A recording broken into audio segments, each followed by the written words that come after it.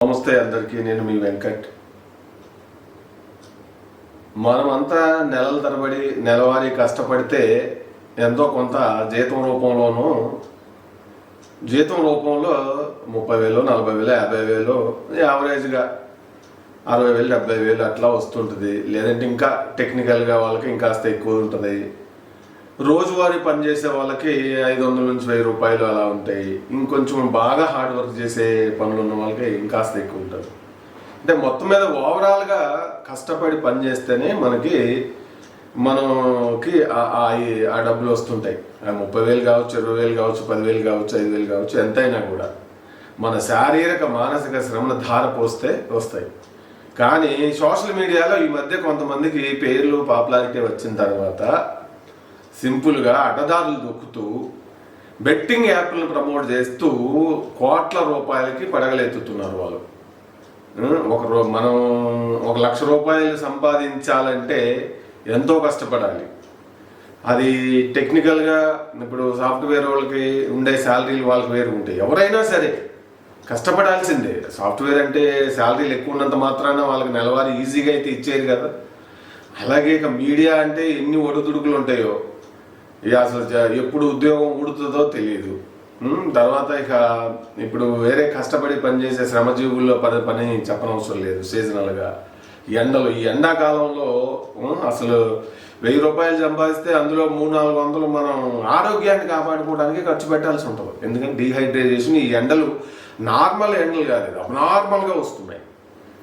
అంటే మన ప్రొడక్టివిటీ కూడా పడిపోతుంది అన్నమాట. కానీ హాయిగా ఒక కెమెరా పెట్టుకొని, ఇదిగో మేము ఇట్లా బెట్టింగ్ యాప్లు ఆడి ఇంత సంపాదించినాం, మీరు కూడా సంపాదించండి అని చెప్పి వాటిని టెలిగ్రామ్ ఛానల్స్లోనూ, అలాగే వాళ్ళ యూట్యూబ్ ఛానల్స్లో, ఫేస్బుక్లో, వాళ్ళ సోషల్ మీడియాలో విరివిగా పబ్లిసిటీ చేస్తూ హాయిగా కోట్లాది రూపాయలు ఆ బెట్టింగ్ యాప్ల ఇది నుంచి వాళ్ళు పొందుతూ ఉన్నారు హాయిగా. మరి వాళ్ళు పెద్ద అంతకుముందేమో మామూలుగా ఉండి కొద్దిగా సబ్స్క్రైబర్లు పెరగంగానే ఒక ఆయనేమో జనాలకి కొట్లాటలు పెట్టి పరేషాన్లు చేస్తుంటారు. ఆయనకి 4-5 మరి స్పోర్ట్స్ బైకులు, మరి విల్లాలు, దుబాయ్లో బిజినెస్లు అవన్నీ వచ్చినాయి. ఇప్పుడు ఇదంతా ఓపెన్గా మాట్లాడుకుందామండి. ఇప్పుడు నాన్వేషణ యాత్రికుడు ఇప్పుడు దాని ఒక ఉద్యమమే చేస్తున్నాడు. అవునా కదా, చూస్తున్నాం కదా నాన్వేషణ ఇదిని. అతను అంతా కూడా ఆయన ప్రయాణాన్ని మనం చూస్తా ఉన్నాం. ఇప్పుడు వీళ్ళు ఆయన్ని తప్పించుకోవడానికి తిరిగి మళ్ళీ ఆయన ఏదో నువ్వు దొంగ అంటే నువ్వు దొంగ అన్నట్టుగా ఒకళ్ళిద్దరు అతన్ని చేసే ప్రయత్నాలు చేస్తున్నారు. కానీ సమాజం ఎవరు ఇప్పుడు బెట్టింగ్ యాప్లు చేసిన దొంగలు, ఎవరు నిజాయితీ పరులు అనేది గ్రహించలేనంత అజ్ఞానంలో అయితే లేదు. మొత్తం మీద ఇప్పుడు అక్కడ వైజాగ్లోనేమో చేపలు పట్టుకుంటూ వాళ్ళ జీవితాన్ని చూపించిన లోకల్ బాయ్ నానిని ప్రజలు తీసుకెళ్ళి ఎక్కడో పెడితే అతను అడ్డదారుల్లో ఈ బెట్టింగ్ యాప్లు ప్రమోట్ చేసి జైలు పాలైండు.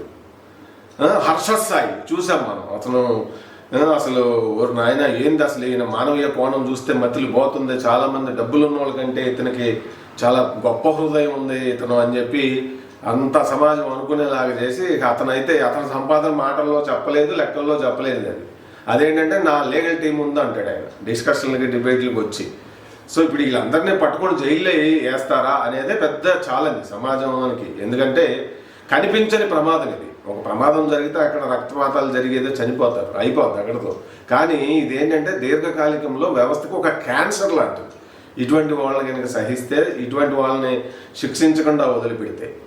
సో ఇప్పుడు లోకల్ బాయ్ నానిని అక్కడ అరెస్ట్ చేసిన తర్వాత మరి ఇప్పుడు ఇక్కడ భయ్యా సన్నీ యాదవ్ బైక్ మీద ప్రపంచాన్ని చుట్టూ వస్తున్నానంటూ ఆయన చేసిన వీడియోలకి మంచిగా కష్టపడ్డాడు ప్రారంభంలో. వీళ్ళంతా కూడా ఫస్ట్లో కష్టపడ్డారు బాగానే. ఆ తర్వాతే వీళ్ళకి దుర్బుద్ధి పుట్టింది. వీళ్ళు కొద్దిగా సబ్స్క్రైబర్లు 4-5 లక్షలు అవ్వగానే ఇంకా ఆఫర్లు వస్తుంటాయి. బెట్టింగ్ యాప్లు చేయరు, మీరు మీరు యూట్యూబ్లో సంపాదించే దానికంటే 100 రెట్లు వస్తాయి. అక్కడ 10,000 వస్తే మీకు 1 కోటి రూపాయలు ఇస్తామంటారు. మరి ఇంకా ఎంత ఫ్రీగా వస్తుంటే వాళ్ళకి ఇంకా ఎందుకు హాయిగా, ఎవరు ఎక్కడ చచ్చిపోతే ఏంటి, వీళ్ళు బెట్టింగ్ యాప్లు చూసి వేరే వాళ్ళు ప్రయత్నాలు చేసి అప్పులు చేసి లక్షల కోట్లలో చేసి చివరికి అవన్నీ తీర్చలేక ఒత్తిళ్ళు ఎక్కువై చచ్చిపోతే వీళ్ళకేంటి ఇవన్నీ ఏంటి. సో ఇప్పుడు పాయింట్ ఏంటంటే ఏతావత అన్వేషు మరి ఇప్పుడు సీక్వెల్గా అన్ని ఒకళ్ళ మీద ఎవరెవరు ఏంటి అతని దగ్గర అన్ని వీడియోలు ఉన్నాయి. లైన్ అంత ధైర్యంగా అయితే మాట్లాడలేడు. అతను చేయాలనుకుంటే ఎంతో అతనికి ఉన్న పాపులారిటీకి, అతనికి ఉన్న సబ్స్క్రైబర్స్కి, అతనికి ఉన్న మరి ఇదికి ఎంతో కూడగొట్టుకునేవాడు. కానీ అతనికి ఒక సామాజిక బాధ్యత ఉంది, ఒక దేశభక్తి ఉంది, అవే అతన్ని నడిపిస్తా ఉన్నాయి, అవే నమ్ముకున్నాడు. అంటే ఒక పాపులారిటీ ఇది ఒక ఇన్ఫ్లుయెన్సర్గా వచ్చినప్పుడు సోషల్ రెస్పాన్సిబిలిటీ, కొన్ని ఎథిక్స్ ఉండాలి. సో అవి లేకుండా అడ్డగోలుగా సంపాదించేసి మరి సమాజంలో నెగిటివ్ ఇది చేస్తే చాలామంది చావులకు పరోక్షంగా కారణమైతే అటువంటి వాళ్ళని ప్రభుత్వము చట్టం ఏం చేస్తుంది అనేది ఇప్పుడు ప్రభుత్వం ముందున్న పెద్ద సవాల్ కూడా.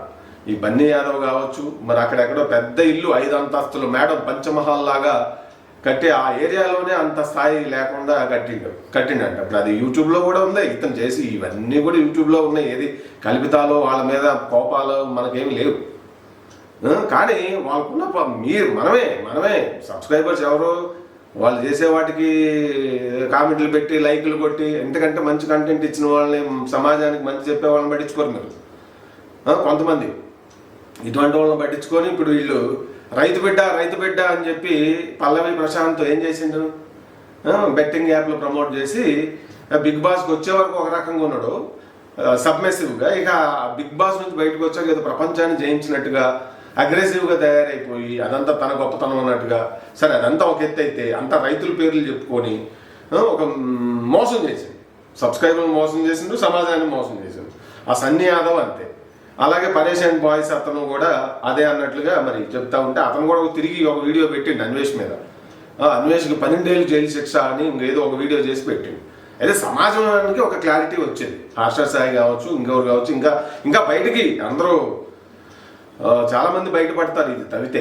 ఇదంతా ఒక విషవృక్షం. ఈ క్యాన్సర్కి అడ్డుకట్ట అయిపోతే ఇప్పుడు సజ్జనార్ సారు మెల్లగా ఒక్కొక్కరి మీద ఫోకస్ పెట్టి అవన్నీ కూడా బయటకు తీస్తూ ఉన్నారు. మరి శిక్షలు పడతాయా లేదా అనేది పెద్ద ప్రశ్న. ఎందుకంటే మరి వీళ్ళ దగ్గర కోట్ల రూపాయలు ఉన్నాయి కదా. ఏముంది, కోట్ల రూపాయలు ఉంటే దేన్నైనా మన భారతదేశంలో మ్యానిపులేట్ చేయటం, ఉరి శిక్షలను కూడా ఆపుకోవచ్చు. అవునా కదా? 100 మర్డర్లు చేసి కూడా తప్పించుకోవచ్చు. అటువంటి వాళ్ళు లేరా? క్రిమినల్స్ లేరా మన దేశంలో? చట్టాలు బలహీనం ఇక్కడ. మన బావలో, మన అన్నలో, తమ్ముళ్ళలో, మన కులపోళ్ళలో మంచి స్థాయిలో ఉంటే ఏదైనా చేయొచ్చు అనేటటువంటి వ్యవహారం ఇక్కడ. ఓటు బ్యాంక్ రాజకీయాలు. మళ్ళీ ఒక కులపాన్ని మనం టార్గెట్ చేసామంటే ఒకవేళ వాళ్ళకి ఎక్కువ ఓట్లు ఉంటే మళ్ళీ మీరందరూ చేయట్లేదా దొంగలు, మీ మావాడిని టార్గెట్ చేసేదాన్ని వాళ్ళు ఫీల్ అవుతారని. పవన్ కళ్యాణ్ చెప్పినట్టు క్రిమినల్స్కి కులం ఏంటండి? క్రిమినల్స్కి కులం ఏంటి? ఇట్లా సమాజాన్ని భ్రష్టు పట్టించే వాళ్ళని శిక్షించకపోతే ఏమవుతుంది? యూత్ అంతా కూడా పెడదామని పెట్టి ఉంటుంది కదా. మధ్యతరగతి, దిగువ మధ్యతరగతి కుటుంబాల్లో పిల్లలు ఇప్పుడు సోషల్ మీడియా ఎంత ఇన్ఫ్లుయెన్స్ ఉంటుంది. వీళ్ళని ఫాలో అయ్యే వాళ్ళ సంఖ్య లక్షల్లో ఉంటుంది. వీళ్ళు అడ్డగోలుగా ఇట్లా చెప్పడం వల్ల అది నిజమే అనుకొని చెప్పి వీళ్ళు అప్పులు చేసి చాలా కేసులు మనం చూస్తున్నాం కదా. ఇట్లా వాళ్ళు బీటెక్ చదివే వాళ్ళు ఆన్లైన్ గేమింగ్స్కి ఇట్లా అలవాటు పడిపోయి చివరికి ప్రాణాలు తీసుకోవడం, ఆత్మహత్యలు చేసుకోవడం, మా చావుకు ఆడి కారణం ఈడి కారణం అని ఇవన్నీ గుండు కోతలు మిగిల్చేయే కదా. సో మొత్తం మీద ఇప్పుడు అక్కడ వైజాగ్ నుంచి మొదలు పెడితే లోకల్ బాయ్ నాని, హర్ష సాయి, అలాగే ఇక్కడ సన్నీ యాదవ్, మరి అలాగే బైక్ మీద తిరిగిన సన్నీ యాదవ్, ఆ పరేషాన్ బాయ్స్ అందరి మీద గొడవలు పెట్టి ఏ రియలిస్టిక్ ఫైటింగ్ లాగా చేసి ఒక పైసా ఖర్చు లేకుండా మరి సబ్స్క్రైబర్స్ని డబ్బులు సంపాదించడమే కాకుండా మళ్ళీ వీటిని అడ్డం పెట్టుకొని బెట్టింగ్ యాప్లతో కూడా సంపాదించినట్టుగా అన్వేష్ ఆరోపణ చేయడం అనేది జరుగుతుంది. ఇప్పుడు పోలీసు వారు కూడా ఎంక్వైరీ చేస్తూ ఉన్నారు. ఎంక్వైరీలు చేసి తూతూ మంకలం తుమ్మకాయ మంకలం అనిపిస్తారా?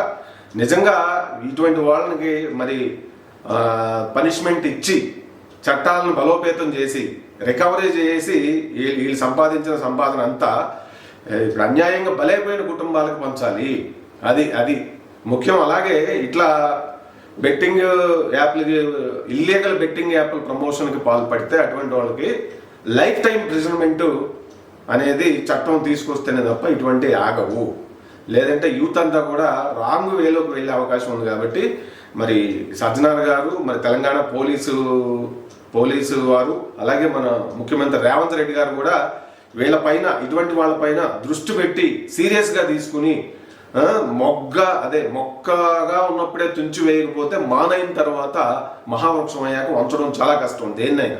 అది మన పెద్దవాళ్ళు చెప్పిన నానుడే కదా, మొక్కగా ఉన్నప్పుడు వంగకపోతే మాను అంటే మహావృక్షం అయ్యాక వంగదు. సో వీళ్ళు ఇటువంటి ప్రారంభంలోనే వీటినే ఆల్రెడీ ఒకవైపు డ్రగ్స్ అని అవని ఇవని సమాజాన్ని అతలాకుతలం చేస్తున్నాయి. దానికి తోడు వాటన్నిటికంటే కనిపించని ఈ క్యాన్సర్ లాంటిది ఇది. సో కాబట్టి వీటిని అరికట్టాలంటే ప్రారంభంలోనే మరి శిక్షలో బలోపేతంగా చేసి, ఇట్లా తప్పు చేస్తే ప్రభుత్వం ఊరుకోదు, ఎప్పటికైనా శిక్షించబడాల్సిందే అనేటటువంటి సంకేతాలు చట్టాలు అమలు చేయకపోతే ఈ బెట్టింగ్ యాప్ల వల్ల సమాజంలో అమాయకులు వీళ్ళ ఫాలో అయ్యే వాళ్ళు అప్పుల పాలైపోయి వాళ్ళ కుటుంబాలు నాశనం అయిపోయి వాళ్ళ కుటుంబాల్లో గుండెకోత విషాదం, చివరికి కుటుంబాలే ఆత్మహత్యలు చేసుకునేవి రిపీటెడ్గా జరుగుతూనే ఉంటాయి. దానికి ప్రభుత్వమే బాధ్యత వహించాల్సి ఉంటుంది. కాబట్టి అయ్యా రేవంత్ రెడ్డి గారు, మీరు మేల్కొని వీళ్ళపైన ఉక్కుపాదం మోపాలని చెప్పి అయితే మేము కోరుకుంటున్నాము. తెలంగాణ సమాజం నుంచి, తెలుగు సమాజం నుంచి మేము కోరుకుంటున్నాము. ఏమంటారు, మీరేమంటారు? ఇటువంటి వాళ్ళకి ఎటువంటి శిక్షలు ఉండాలనేది మీరు కింద కామెంట్ రూపంలో రాస్తే బాగుంటుంది.